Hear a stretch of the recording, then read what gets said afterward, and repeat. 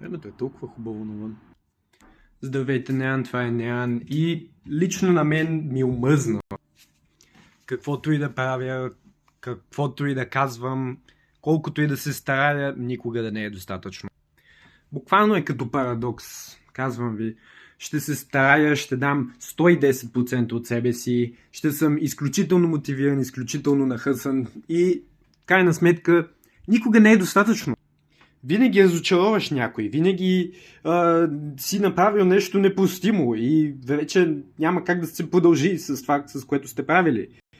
Не говоря само за приятелства, връзки, работни взаимоотношения, за всичко като цяло. Винаги аз съм просто като олицетворението на онзи със слугата като цяло.